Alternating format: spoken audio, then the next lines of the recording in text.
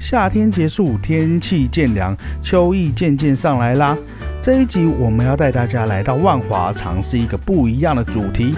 今天我们要带大家逛全台第一个成衣批发商圈，所以婆婆妈妈们请注意咯，想挖宝想捡便宜可别错过了。这集我们会陪着我们的妈妈一起开心的挑衣服买战利品，当然逛街之余美食也不能少，我们要带大家品尝万华的在地经典小吃面线、原汁排骨汤以及台北少见的脆皮肉圆。更特别的是，这一集我们还挖到了一间隐藏版热炒老店，没有名字，没有招牌，连 Google 地图都找不到，完全靠当地人推荐才知道的宝藏。准备好了吗？就跟着我们一起吃吃喝喝，边逛边挖宝吧。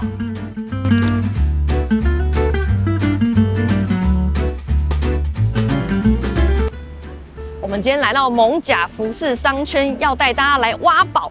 以前呢，我都觉得在五分埔买衣服呢是最划算的，但是呢，自从认识了这里之后呢，我每一季都会来这里2-3次。那我们带大家一起去逛，边跟大家说为什么，然后跟大家推荐一些我们自己蛮常逛的店。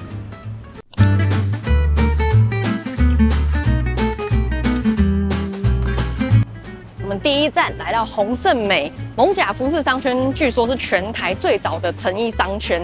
那这个洪胜美呢，就是这边的最早的店家第一家。听说当时呢，90%的店家呢都是姓洪的经营者，所以你在这边可以看到很多就是叫做洪什么的店家。那他们当时因为生意好嘛，就也带了蛮多就是自己的姻亲来，所以你可以在这边呢看到，除了洪什么的店家呢，也有很多雅字辈的店家。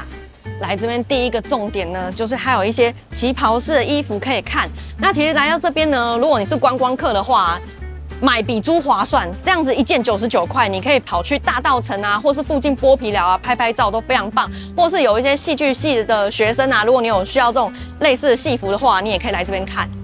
像我手上这一件呢，它就没有那么传统的旗袍，它比较是日常的服饰，所以你底下配个长裙呢，其实当做日常的穿着也是很合适的。这边价格非常的便宜，但是挑选的时候呢，还是要注意一下，有些衣服上面还是会有一些小小的污渍，就看你能不能接受了。像这一类的衬衫哦，我妈以前在上班的时候还蛮常穿这样的衬衫去上班，所以我觉得呢，也可以来这边捡捡看，一件也是99块而已。像这边啊，还有卖一些婆婆妈妈如果参加喜宴可以穿的小礼服。那现在呢，因为很多人呢都是直接登记结婚啊，连宴客都省了，所以呢，大家穿礼服的机会也少了。可是这一件很便宜，料子也很不错，390而已。可是呢，就是要看刚好是不是样式是你喜欢的。然后像这个呢，就是比较一般百货公司我们会看到的时装，也是很便宜。诸如此类的衣服呢，这边其实到处都是，所以你要一家一家耐心的去挖宝。那可能你这一趟来呢，刚好这家店没有你喜欢的，下一趟来可能就有你想要的东西了。像这一次这个啊，你就比较没有看到你喜欢的。对，没错。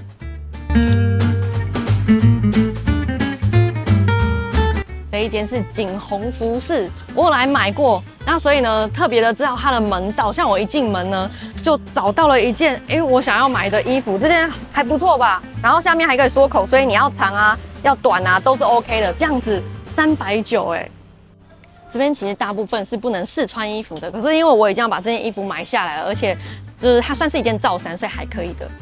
这件是防风外套，也是我看到赶快请老板赶快拿下来给我试。通常呢，这样的防风外套呢，帽子还有带蕾丝的，我们在百货公司买呢都要1000多块钱，可是这一件多少钱？290。我跟你讲，这边呢，其实我常常有看到一些衣服啊，就是我在电商上面看到，甚至已经存到购物车，然后或者是我在百货公司看到的款式，竟然可以在这边找得到，而且价格就是漂亮，大家就是低调逛、低调买，知道吗？对，要低调，要低调。这间店的衣服呢，你都要一个一个去把它打开来。然后老板说不用客气，你就尽量开。可是我还是不好意思啦，这样他们要整理很久。这件裤子啊，凉感裤，然后下面有束口，这样子290，它还有一个卡其色的，还不错。像这件衣服啊，日系的棉麻衫，然后这个可爱的别针呢是可以拿掉的。我刚还没有打开这件衣服之前呢，我觉得这件衣服还好而已。可是真的打开拿起来，发现它是7分袖，然后有一点设计感，我瞬间觉得这件衣服比我想象的好看好几倍。像这边 model 身上的长裙啊，还有那边是裤装的套装啊，也才690而已。如果是一般在其他的店看到呢，可能都要1000块钱左右。这边的福字店呢，很多的陈列基本上都是混龄的，所以你一眼望过去呢，可能会觉得说啊，这间店没有适合我自己。可是呢，你千万要走进去逛一下，挖宝你会发现一些意想不到的东西。我们家阿嬷正在逛她的衣服。其实我们今天会有这个企划呢，始作俑者就是因为阿嬷，因为她从前2个礼拜呢就一直说，哎，她想要来这边逛逛衣服，因为现在其实是夏季要转换到秋季了，所以夏季很多衣服在出清，然后你也可以买到一些秋季的薄长袖，然后夏季的就很便宜这样子。我们自从带阿嬷来这里买过衣服之后呢，她常常在外面啊，会到处看衣服，然后看哪一些呢是她在这里买过的衣服，然后她发现这边的衣服呢会比外面市场看到的大概只有6到8折，甚至呢她常常也说呢，哦，她在这边买3件衣服，外面只能买1件。他曾经有挑战过大概5件，然后1件的价格。我看到他买最便宜一件衣服是刺绣的毛衣，然后200多块的样子，是一模一样的，然后外面卖1、2千。阿嬷已经挑到她的战利品了，她买了一件防晒外套，这样一杯瓦贼350而已。哦，阿嬷说她穿起来很好看。阿嬷说她在这边买到价差最大的，让她最惊喜的是什么呢？差不多2900几啊，我买到500几啊呢。赶快的，一模一样的。对啊。哇，这欢喜耶！可是服饰店跟这边买的差那么多。我们阿嬷是超级 I 人，她难得愿意上镜头说话，她又跑进去看衣服了。她也不是我妈，是我妈。对啦，是我们跟着小孩叫。对。这商圈里面呢，其实有蛮多家在卖童装或是小 baby 的衣服。那我刚刚在这边呢，帮小孩买了一些贴身衣物，就不方便拿给大家看了。可是我跟大家讲，价差也是非常多的，真的很便宜。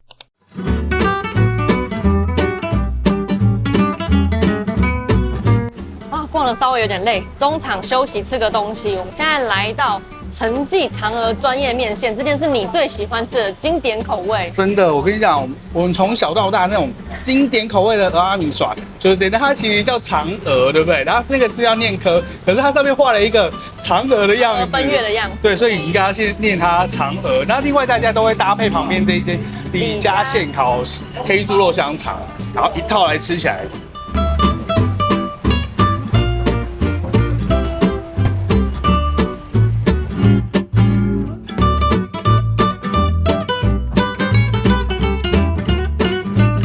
我吃一口，整个记忆马上涌现。这家呢，就是真的是哇，非常的浓郁。然后我觉得心目中蚵仔米线味道就应该要长这样，不太有人会觉得它不好吃的那一种。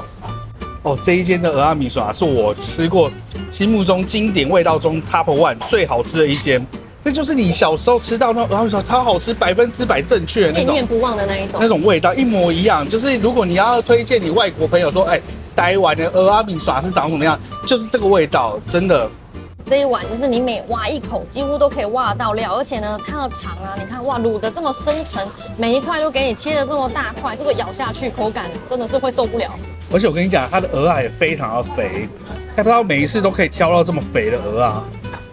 因为我以前啊有卖过面线啊，我知道这个东西啊，不止就是调整你附近周围客人的口味以外呢，还有你自己捞这个。我跟你讲，这光不同人捞啊，吃起来口味都会不一样。真的？对，可是你煮起来跟那个人捞跟这个人捞不一样。然后面线有顾好没顾好也是不同的，没有顾好的话呢，它的那个糊的感觉就会特别的重。而且那个鹅啊，或者是那个大肠啊，你要先丢后丢都有美感在的。它的顺序，对它这个面线的稠度啊，然后它的咸度啊，都是要掌控好的。我刚刚吃那个鹅啊，好新鲜又好大颗，整个在里面爆浆。大家看一下这个鹅啊，比它的大拇指还大，这大概就是一个赖达的大小。但是它有裹粉呐，可是它粉裹了，就是也是没有做到非常的厚，然后吃起来会比较滑顺一点。来这边吃蚵仔米线的话呢，我觉得李家旁边呢香肠也可以一起点起来，整个都是一套的搭配。那你也可以坐在陈家这边呢，就是吃香肠。可是内用的话呢，他就不建议你把香肠带进去了，所以我们就在外面用就好。那单吃的话呢，外面皮烤的脆脆的，里面非常多汁，但是呢，我觉得口味稍微甜口了一点，所以配面线啊真的是刚刚好。然后店家呢，你也可以跟他要大蒜，有些人还会把它加到面线里面。对，他们一口面线，一口蒜，然后一口这个。有人真的这样吃吗？我是不喜欢这样吃啦，我喜欢大肠跟大蒜。讲错，是香肠跟大蒜。对啊，哇，真是非常的经典。而且我觉得它一口不止一个料，一口大概有2个料。我刚刚想说你留这些给我，是不是你都没吃大肠？结果你说你也吃的蛮多的。我每一口都吃2个料了，它还是很多。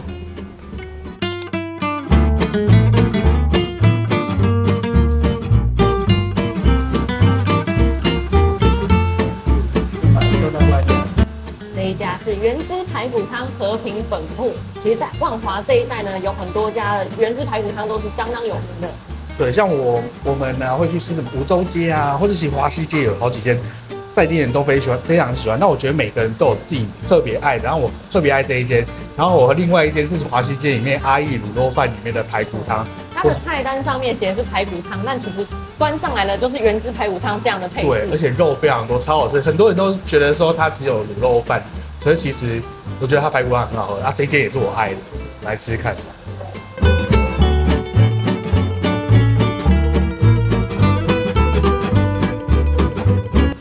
先从排骨开始吃起，因为太大只了，我就直接豪迈一点用手拿了。你看它肉非常的多，非常的饱。你看那个画面哦，没有什么咬的感觉，因为我真的就是嘴唇碰到盘柱拉过来，它就已经肉下来了。而且它有那个骨头的那种吸吮的快感，然后还有那种肉汁的香气。重点是它肉这么大块，你吃它的肉完全不柴，一样是细细嫩嫩的，好好吃哦。对不对？还有辣椒酱油也一定要沾一下，会让整个肉啊更显得香甜。它算是辣椒酱油膏，然后那个辣可以带出它这个骨肉的甜味。你知道我拿它讲话手有多酸吗？真的超重的这一块。哦，这个非常的重，比你的2只手机还要重，真的。很过瘾，吃起来。要10 Pro Max 2只、3只的重量。你再大口吃一口给大家看，随便一抿就下来，然后那个味道啊，肉汁都没有跑掉。它这个肉里面啊，还很带胶质的。汤里面还有2块这么大的萝卜，刚吃了一下，非常的甜，但是我觉得如果煮到晚上会更好吃。哇，这汤里面就是满满的萝卜味，浓郁香甜，所有萝卜的精华都煮到汤里面去了，超好喝。和平西路这一条啊，每一家都很好吃，然后巷子里面的霸尾都是我们最爱的东西。所以你直接在这边呢，就可以哇饱好几顿了。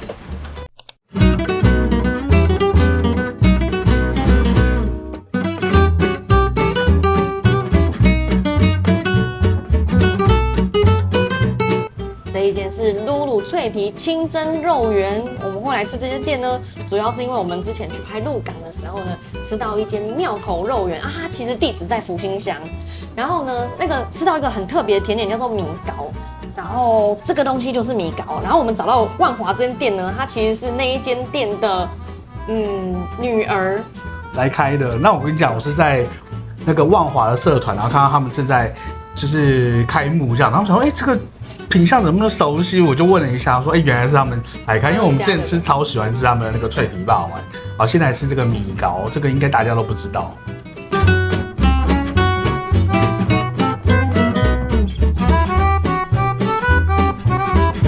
先来讲一下什么叫做米糕，你有没有看到很熟悉的感觉？它其实是面疙瘩，但是放到甜汤里面。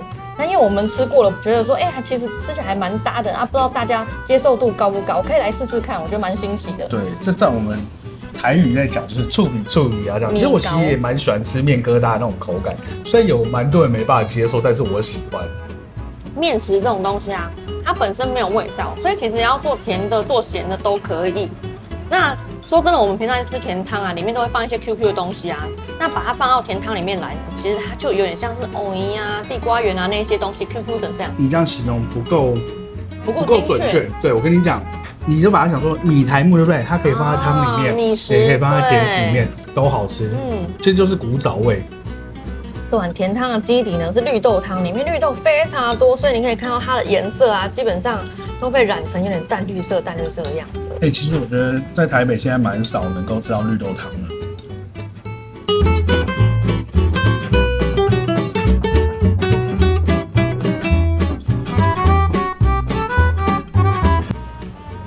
哇，它外面非常酥脆，但是就是只有炸一点点而已，里面还有蛮多保留软 Q 的部分。我觉得在台北啊是蛮难吃到，就是炸过的脆皮霸王。然后它像它这个里面啊是那种很像清蒸霸王那种软 Q 的感觉，所以你吃起来啊，不会像说，是吧？它的这个饱口度这么高这样子。对，然后它的酱呢，其实坚果的香气还蛮足够的，里面有加一些花生。对，所以你吃到的时候，你会有那个，它味道不会太重，不会太咸，不会太甜，然后所以吃起来那个花生的香气就上来，然后还有那种它外面脆脆的那一层，像我们米粒啊，在嘴巴里面咀嚼过的那种香气。米被炸过的那种口感，我特别喜欢。它的内馅呢有一点香菇、蛋黄做点缀，然后的肉呢就比较不是我们一般吃到肉圆里面是肉块的那一种，这个是比较就是一团一团的。建议大家在吃的时候呢，要连皮带肉一起吃，可以吃到它比较完整的风味。它的肉呢里面有一些淡淡胡椒香气，吃起来真的超香的。我觉得如果你喜欢吃这个的话，我觉得台北不好找，你可以试试看这一家。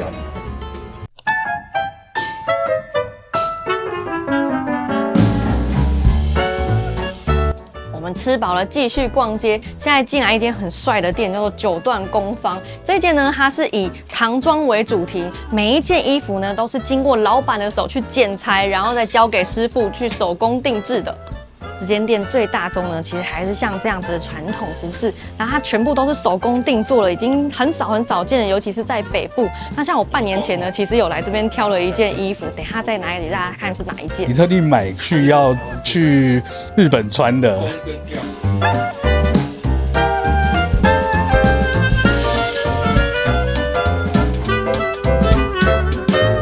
我上次来买了一件这个，可是呢，我有请老板帮我做特别定制，像我的袖子呢，我就想要做长袖的，然后衣身呢，就希望他帮我做短一点点的，它蛮有设计感的，就是层次很多，不会说有点太传统，所以你要当做日常的服饰去穿也是可以的。你看他们家的童装也是很好看、很可爱，上面的样子啊也是蛮漂亮的。那很多人呢，其实会在过年的前呢来这边定制衣服，过年的时候穿特别喜气。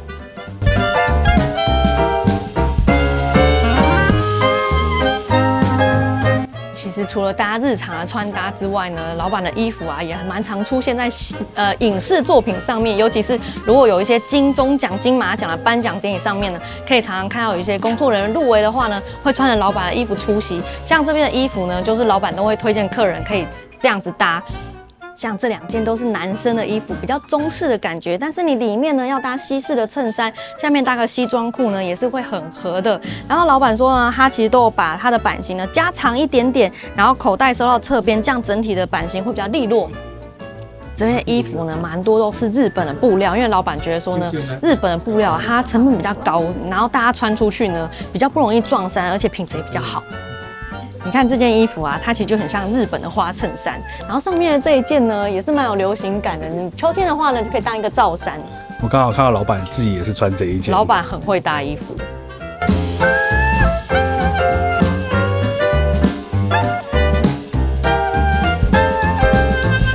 你看像这件迷彩的啊，就非常新潮的设计，很大胆。然后其实附近呢，饭店常常会有一些外国的观光客，他们也会特地来到这边定制衣服。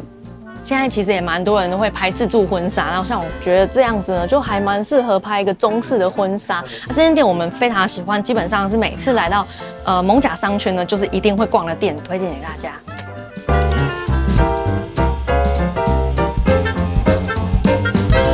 现在来到 CLM， 它是一间包包专卖店。那这间店很特别，是它前面呢是个包包的陈列空间，那后面你看这个玻璃的橱窗啊，里面就是他们的工作室，就是在这里生产制作包包的。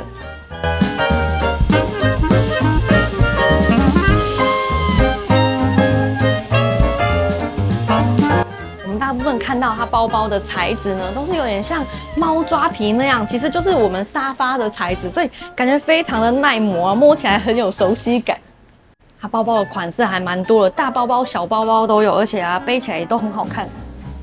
这家店呢，其实我来过好几次了。我手上这两个是他们的新款，我觉得这个很特别。他说是一个棉麻的材质，但是有做防水的特别处理，所以它看起来呢，就还蛮像那种度假风的那种草编包包，还蛮可爱的。这个包包也很好看，它的外面呢是布面的，然后呢，它的里面呢其实就跟这个黑色包包完全是一模一样的，所以呢，外面即使会湿，也不会湿到里面，它是防水的。到这2个特别款呢，那个就是只有单独一个，你想要再多也就没有了 ，Only One。然后这个呢，就是比较是有量产的款，然后这2个价钱呢都是2298，但是它像他们家其他的包包啊，其实一个都是1000多块而已，真的价格是非常的 CP 值很高。而且你是可以定制的，只是说你要花多一点的代价。对，就是你可以客制化，比如说你想要换包包的盖子啊，换其他的颜色，然后让它变成是拼色的，那你可以选颜色，那只是说客制化有客制化的价钱。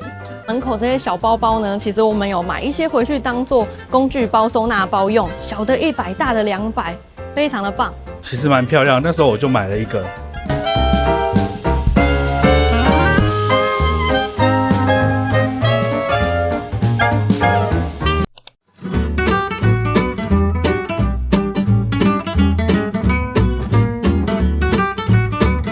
我们接下来吃这间热炒小摊，你在 Google 地图上面是找不到它的位置。那这个是在地人推荐我们，他们已经吃了几10年了。那这个福德宫呢，你只要在 Google 上面找这个位置啊，认它的正对面呢，就可以找到这家热炒小摊了。这家呢，它也是没有菜单的，所以你就是站在橱窗前面看今天有什么，然后问一下老板娘说，哎，今天什么东西不错，然后看你要用炒的、用蒸的，不是用炒的、用烫的，怎么样都可以。对啊，口味轻重啊，都可以跟他说这样子。老板娘非常的亲切，刚刚帮我们介绍了，很有耐心。那你像你要什么青菜啊，你也是看他现在上面有什么，那你就跟他说啊，我今天想吃那个，那就会有这样。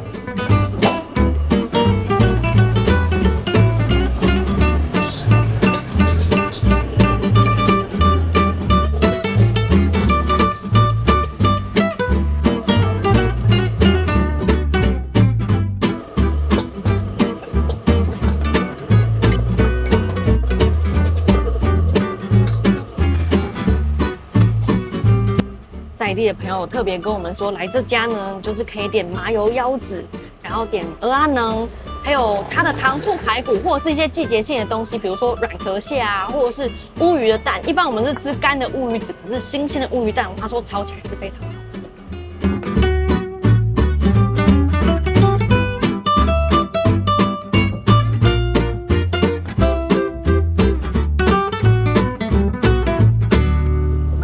这个麻油腰花，刚刚老板娘跟我们说呢，他们姜呢是先煸过一次之后再下去炒，等于说这个姜啊炒了2次，所以吃下去会非常的好吃。他说要先用麻油煸过，那第2次的话就会脆脆的，然后更好入口，这样更香。哇，超好吃啊！它的熟度啊掌握恰到好处，所以软软又脆脆，然后新鲜度当然是不在话下。重点是它的那个口味掌握的也是很刚好，不会说在夏天吃很燥热啊怎么样，不会。好好吃哦，这个。哇，它的姜也是非常的下饭，每一个人吃下去放到嘴巴都是哦。如果汤的私家是最好吃的话，那用炒的这一间是我吃过最好吃的。真的不胡乱，这个你完全不会知道店，然后煮了这个腰花超级好吃。拜托你敢质疑万华在地人推荐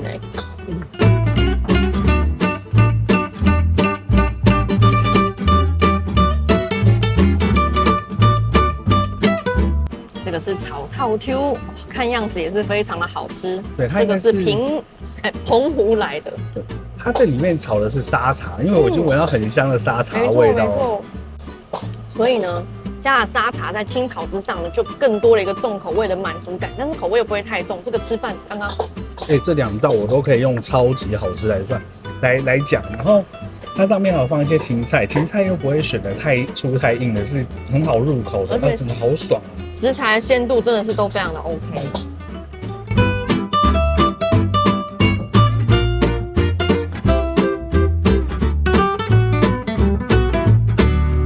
一盘空心菜，他们家空心菜呢，选用的是这种比较粗梗的。其实我还蛮喜欢吃这样的空心菜，脆脆的，很好吃。对，人家说这种叫做温泉空心菜，就比较粗梗这样子。空心菜也是很好吃的，很脆，然后又不会太老。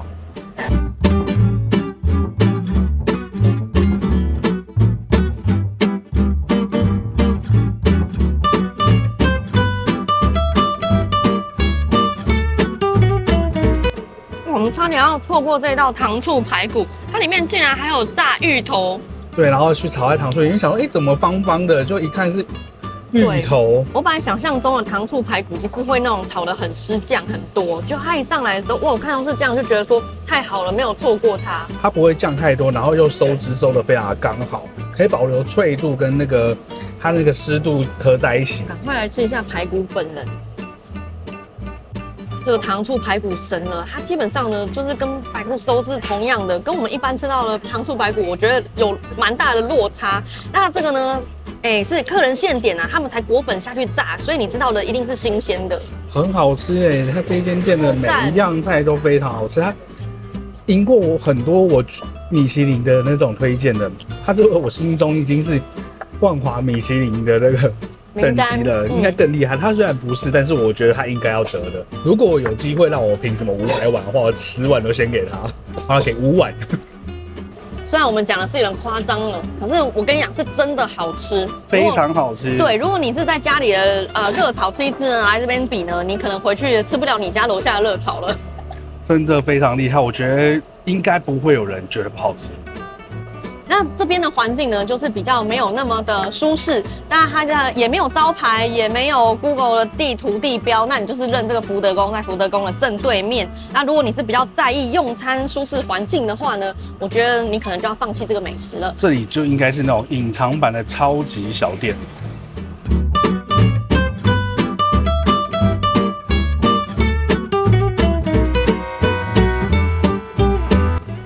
这个是推荐我们的朋友，他每一次来一定会点的蚵仔羹，所以老板刚刚也帮我们上了。你看这里面的蚵仔这么新鲜，这么大颗，赶快来吃一下。我跟你讲，我刚才看它那里面，这是铺满了非常多的蚵仔。哦，爆浆那个鲜度马上在你的嘴巴里面爆开来，而且它整片里面的那个九层塔非常非常的多，然后它外皮还有煎到有一点点焦香的感觉。蛋啊，你把它全部剥开来，里面都是蚵啊，超多的。总之这一间，你不管点什么菜，你应该都不会后悔。然后大概就是我们台北区热炒第1名了。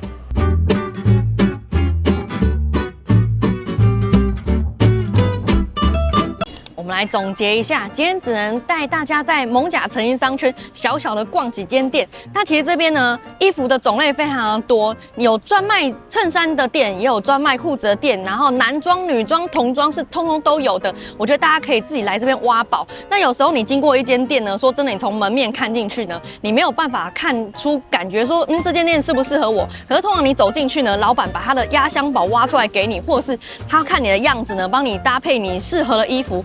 这个时候呢，你的感觉可能就会找到另外一片天地了。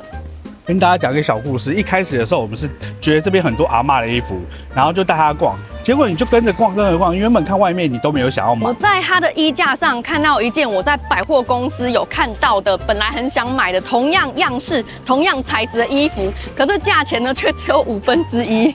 结果后来你就迷上这边，然后你就知道要从里面去挖宝，挖，然后每次来都不会空手而归，所以大家不要看这个样子，好像就是外表上面可能你不一定会喜欢，可是你进去的时候，你真的会挖到很多宝。也许我们今天影片里面拍到的衣服呢，没有你喜欢的样式，可是我真的非常推荐你亲自来走一趟，而且附近有超多的美食，你可以一起吃起来。尤其是我们最后一间拍的那个福德宫对面的热炒店，哇，真的是超喜欢，超感动的，它那个味道，不知道，而且加上他们夫妇啊，老板夫妻啊，非常的亲切，然后煮的东西真的非常好吃，算是我近期吃过最好吃的热炒了。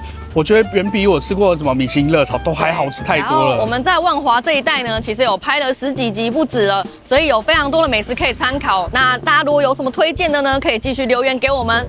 然后这边因为真的很多，我们其实逛过非常多，但真的一集里面塞不下去。那我们今天就简单的给大家入个门，然后大家有机会，我觉得可以来这边走走，我们可以在一起交流分享一下。一样，你如果有来这边买到喜欢的衣服，也可以留言跟我们分享。对，好，那我们今天就先到这边，大家拜拜，拜拜。你看我们都要走了，阿嬷还是又跑去挑衣服了，然后看到又欲罢不能，又想要继续买。她已经买了好几件了，下手了，出手了。